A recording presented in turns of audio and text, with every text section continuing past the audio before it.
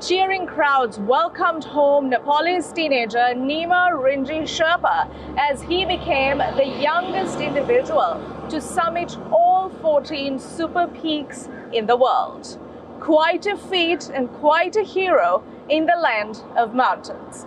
Hello there, you are watching Inside South Asia with me, Dasuniya Fowler, and let's have a look at what we have in store for you this week.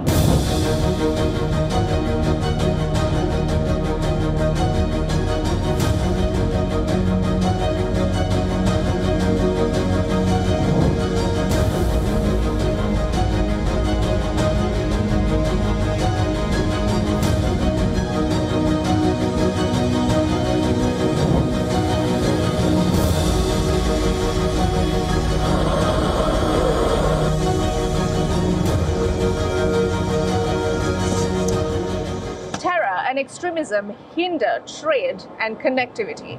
That was the crux of the message by India as they attended the SCO meeting in Pakistan on Wednesday. An obvious enough message for Pakistan, though the probability of Pakistan heeding to this message remains quite low. Here's more. No names taken, but the message from India's External Affairs Minister couldn't be louder or clearer. If trust is lacking or cooperation inadequate, if the friendship has fallen short, then good neighbors is missing somewhere. There are surely reasons to introspect and causes to address. If activities across borders are characterized by terrorism, extremism, and separatism, they are hardly likely to encourage trade, energy, flows, connectivity, and people-to-people exchanges in parallel. When India's Dr. S. Jaishankar met Pakistan PM Shehbaz Sharif on the morning of the 16th of October at the SCO Council of Heads of Government meet in Islamabad, the body language on both sides said it all. A personal diplomatic politeness and the restrained smiles, alongside the layers of tension between their two countries. It's the first time an Indian foreign minister has visited Pakistan in 9 years. Bilateral interactions at any level have thinned in recent times to near naught. This was a call to Pakistan to introspect why ties have frayed. The fact that a foreign minister of India is visiting Pakistan after 9 years itself is a major achievement. And I expect that going forward from here, there would be some expectation which it would be raised on both sides for some kind of a thaw in the relationship. But that actually depends a lot on how Pakistan behaves and what happens to its state-sponsored policy of state-sponsored terrorism, cross-border terrorism. If that an issue that can be overcome by Pakistan, then of course we can move forward between the two countries. The Balakot strike by India in Pakistan-occupied Kashmir post the Pulwama terror attack in 2019 had taken ties to a new low. Abrogation of Article 370 and special status for Kashmir the same year was another nail that hit Pakistan hard. The message was for China too, that aggression on the border and business as usual cannot go hand in hand. India was the only SCO nation that did not back China's One Belt, One Road initiative in the joint statement. India has raised strong objections to the China-Pakistan economic corridor that runs through India. Cooperation must be based on mutual respect and sovereign equality. It should recognize territorial integrity and sovereignty. It must be built on genuine partnerships, not unilateral agendas. It cannot progress if we cherry-pick global practices, especially of trade and transit. A joint SCO communique signed by members at the end of the meet spoke of joint efforts to counter protectionist trade measures and a non-discriminatory, open and transparent multilateral trading system based on the WTO. The communique also opposed protectionist actions, unilateral sanctions and trade restrictions. Finally, a WION exclusive from the event. This image from the delegate luncheon at the SCO meet stands out. India's Dr. S. Jaishankar and his Pakistani counterpart Ishaq Dar were seated together. A bilateral meeting had been ruled out, but an informal interaction did happen. Both sides did thank each other for the event, and the picture does show that at least at a personal level, friendship is there. Does that spark tiny hope of an opening amid the chill?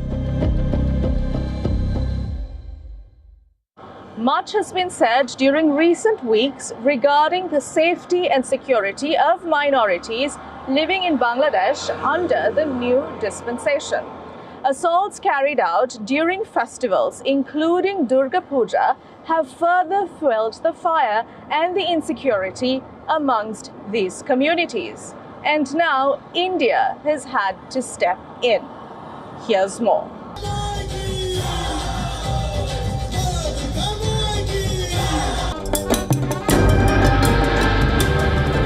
Holding on to the fervour despite the pressures that showed like never before this year, Durga Puja among the tiny Hindu community in Bangladesh was a shadow of its usual self. Instances of vandalism of their shrines and a sentiment of fear of attacks have cast a shadow. Assurances of crackdown against troublemakers has helped, even if only to some context. We were celebrating the puja with some apprehension, wondering what might happen at any moment. However, things are going well now. While there have been some incidents of vandalism that makes us a bit sad, we are still celebrating the puja. The attacks on the minority community have taken the shape of violence against members of the Hindu community, targeting of their festivals and desecration of their shrines. The latest wave happened during the Durga Puja. A bomb hurled inside a pandal in Tanti Bazaar area, sparking panic. Persons jumping onto the stage in Chittagong chanting Islamic slogans and silencing Hindu bhajans. A gold-plated crown for goddess Kali's idol at the Jaishankar temple gifted by Prime Minister Modi himself, stolen. This goes back further to fringe political leaders driving Hindu families from their shops and homes, to idols of the deities that were under preparation being vandalized. Through most of August, in the days after Sheikh Hasina left the country, there were widespread attacks against Hindus. Rumor mongering and misinformation was widespread. One report says close to 1,000 houses and business establishments owned by them were attacked. The tiny Hindu community in Bangladesh joined hands with other minority groups to stage protests over their plight, urging security and action from the Bangladesh government.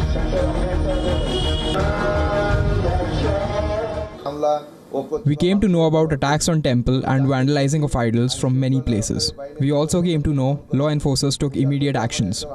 However, we do not want to see such attacks.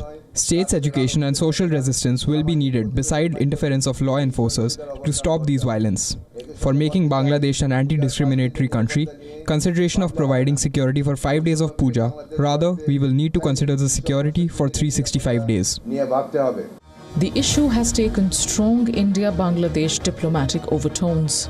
India termed the incident as deplorable, saying they follow a systematic pattern of desecration of temples in Bangladesh. Indian Prime Minister Narendra Modi refused to meet Bangladesh's chief advisor Muhammad Yunus on the sidelines of the UNGA last month, reportedly over this very reason. Bangladesh has stepped up the outreach and repair effort. Chief Advisor Muhammad Yunus visited the Dhakeshwari temple and reached out to the Hindu community.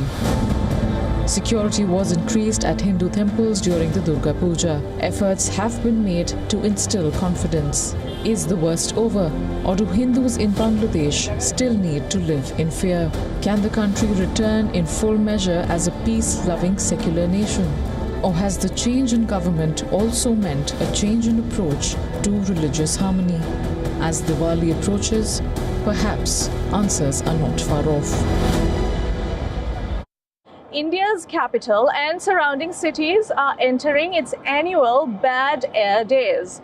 Come mid-October, these areas will experience industrial smog as a result of parali burning and fireworks. This leads to dips in air quality. As a result, a lot of noise, politics as well as graded measures will come into focus during the next few weeks, but no real lesson will be learnt. Here's more.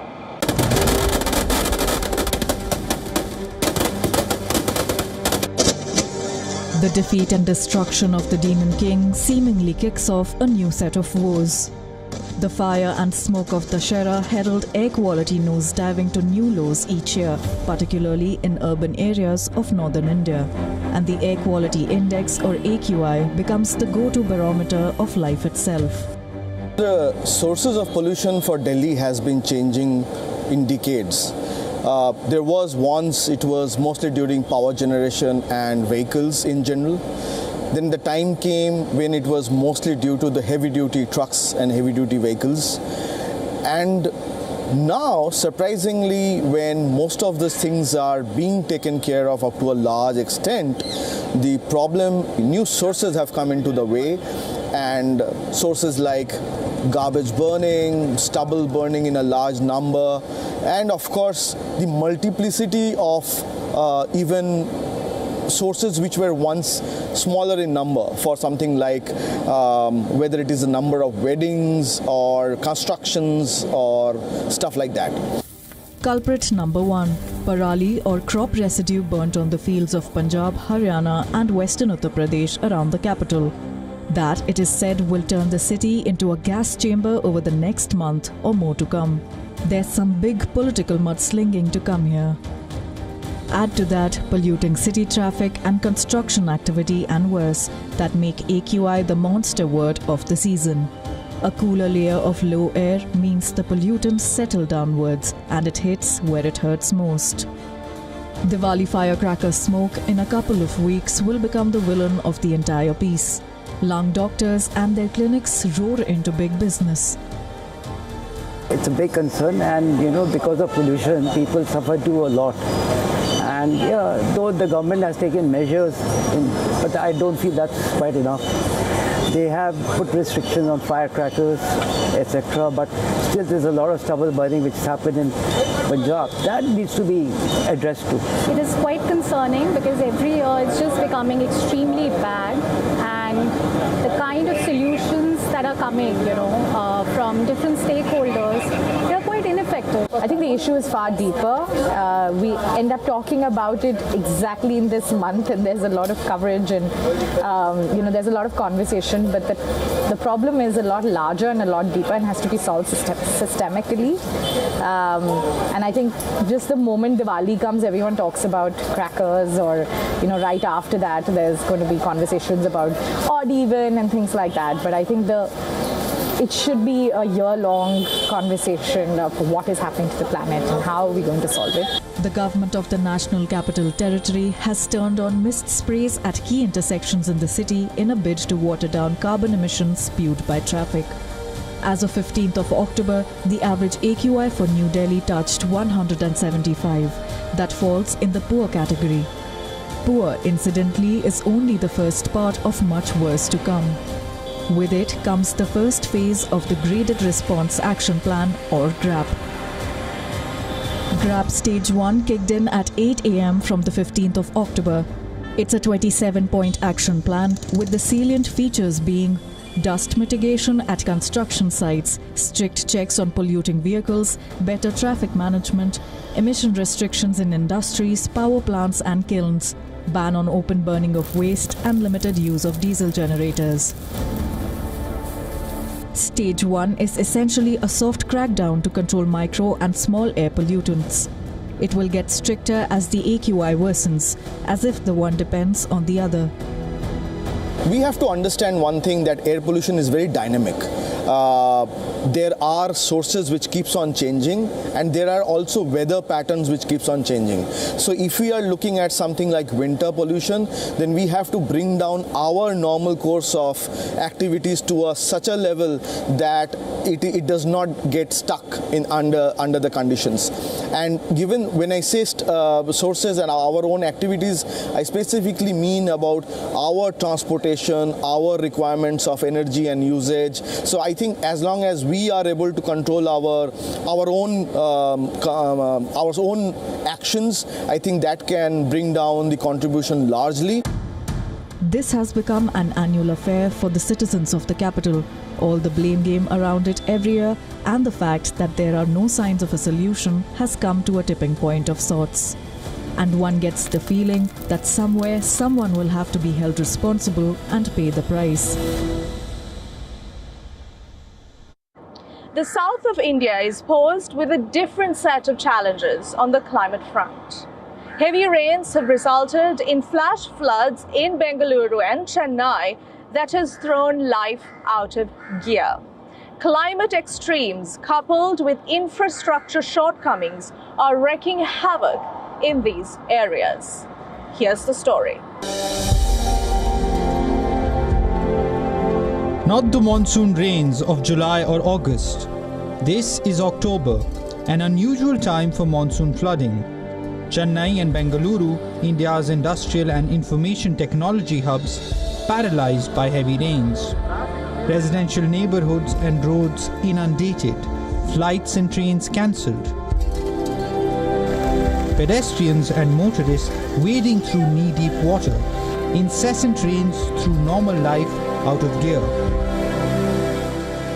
Past a month and we have facing situations as they have constructed a new road with the other areas, and those councillors and they have been constructing a road like this, and due to that road enlargement, those water flowing directions were affected by this. Due to this rain, and we have been getting and water stagnated, and even our basic survival of people is affected by this. In Bengaluru, students stuck in school buses stranded in floodwaters were rescued using tractors. Parts of Chennai received more than 100 millimeters of rainfall over 24 hours on the 14th and 15th of October. The Tamil Nadu government said over 200 boats and disaster response teams were deployed. Schools, colleges, government offices were closed. Hardly we are here in 2.5 years, but for this 2.5 years, the rain has come many times, but hardly for 1 hour rain in our home, the water is there, up to knee the water is there. We have informed many officers and many media, but no one has came and helped us. Streets of Chennai and Bengaluru waterlogged has become a regular feature these last few years, at any time of the year too. It's the same story this year. The latest deluge and many more before this came due to an air depression, onset of the northeast monsoon and withdrawal of its southwest counterpart. Just last month, two other southern Indian states, Telangana and Andhra Pradesh, were also battered by devastating floods following unprecedented rains. India got the highest monsoon rains this year since 2020, 934.8 millimeters, as against the normal of 868.6 millimeters. The Indian Met Office says intense low-pressure systems, especially in August and September, resulted in 8% more rainfall than usual in India during the 2024 monsoon season. Disasters caused by landslides and floods have become common enough. Scientists and weather forecasters have blamed climate change for heavier rains in recent years. The question is, how long will it take civic authorities to change gears too? Islam and its interpretation of Sharia law is being taken to new extremes in Afghanistan by the Taliban.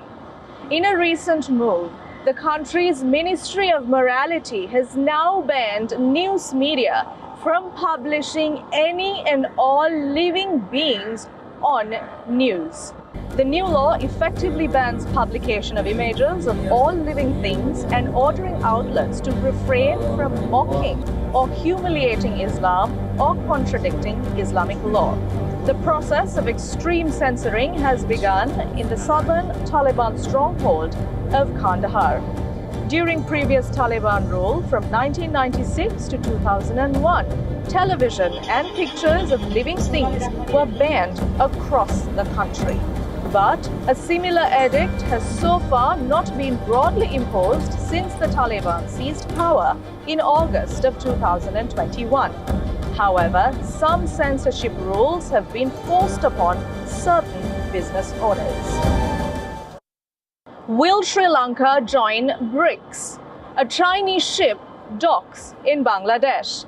Take a look at these stories and much more that made headlines across the region on our Inside South Asia wrap.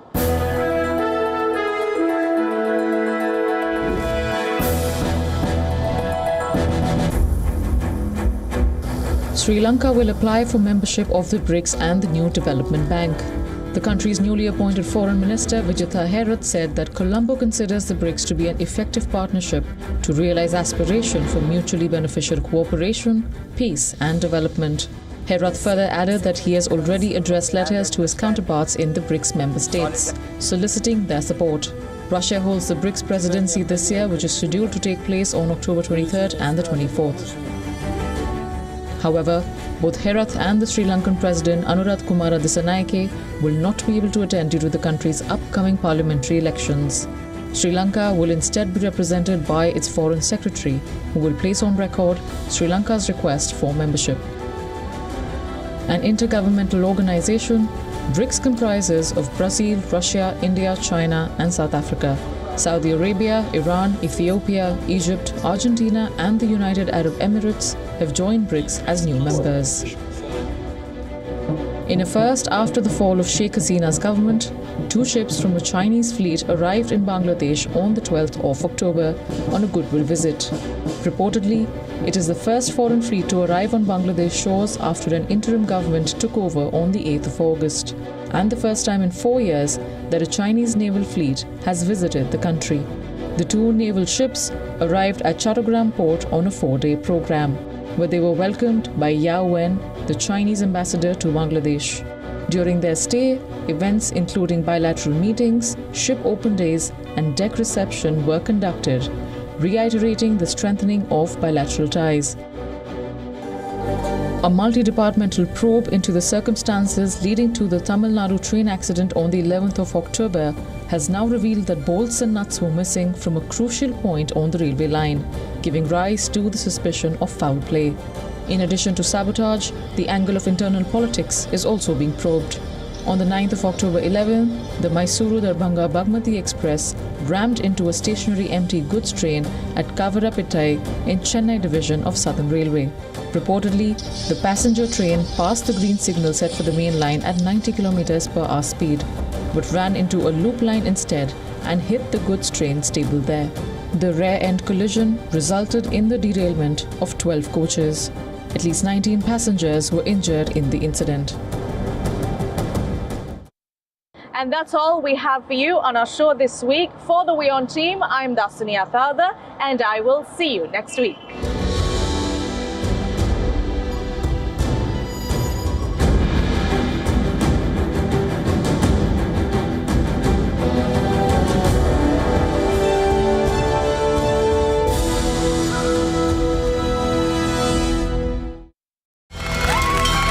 From the bustling trading floors of Wall Street to the vibrant exchanges of Asian stock markets, WION breaks it down for you to make sense of what's happening, as we reveal the key factors behind events, strategic battles, and the game-changing business decisions that shape the world. We bring you all of this and more on World Business Watch.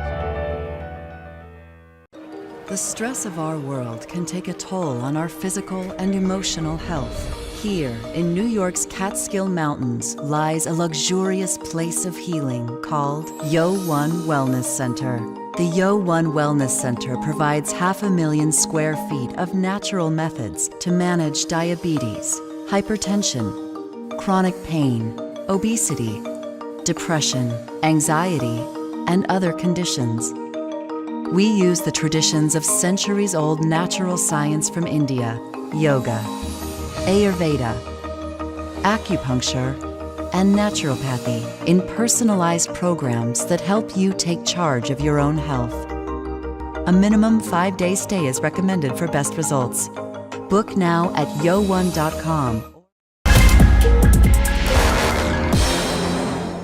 Business Masters is a wonderful initiative. It not just talks about what drives business, it also talks about the leader and what drives the leader who runs the business as well.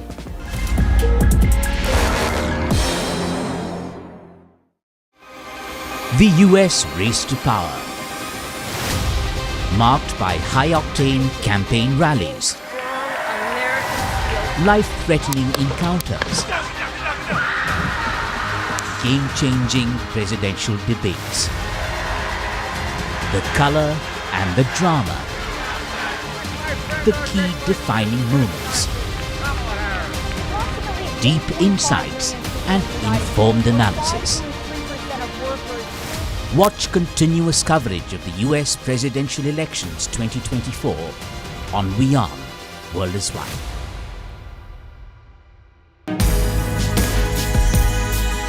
WION brings you a special business talk show where we bring forth the stories of business leaders. From breakthrough technologies to visionary leadership, we will unlock the trends, the tactics, and dive into the minds of the industry's most influential leaders. WION brings you this special series to uncover what drives them in a candid talk show, WION Business Masters.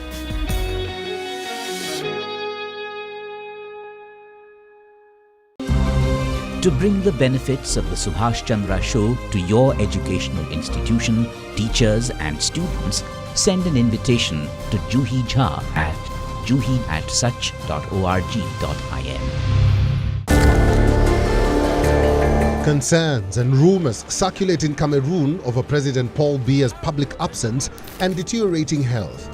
Government bans reports on president's health.